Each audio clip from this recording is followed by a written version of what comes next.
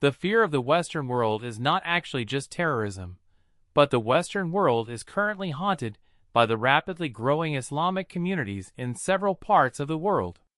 In America, since the tragedy of September 11th, the number of people converting to Islam has increased, even converting to a whole group at once. The enthusiasm of the American population for Islam is increasing so that many of them are tempted and are guided to convert to Islam. The West is starting to fear being swept away by Islam. They are not afraid. It is explained that in the last 5 years, the number of U.S. Muslims was only around 3 million, but by the end of 2003, that number had increased to 6.2 million. A very fantastic jump.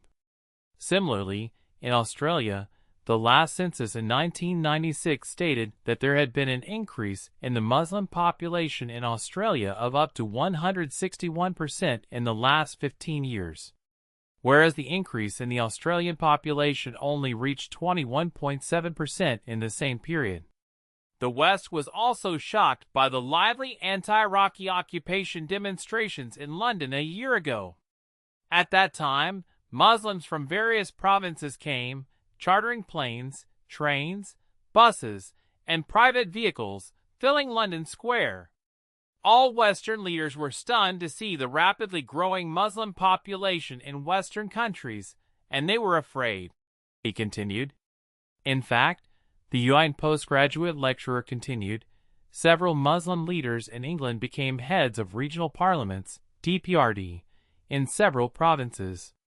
Nazaruddin, who spent much of his time studying in America and had visited several European countries, also said that in France, Islam had become a second religion and a second community.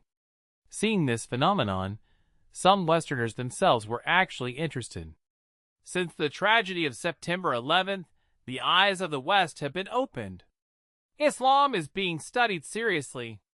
Shops are selling many books about Islam. The Quran has become the main reading and the most popular purchase, explained this young scholar.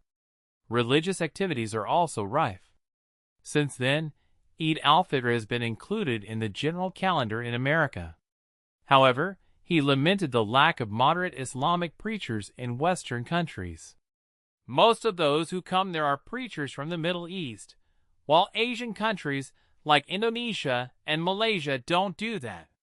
Yet, the image of Islam from Indonesia, for example, is more palatable to the West, traumatized by Middle Eastern countries. Islam from there is often associated with violent Islam, he said.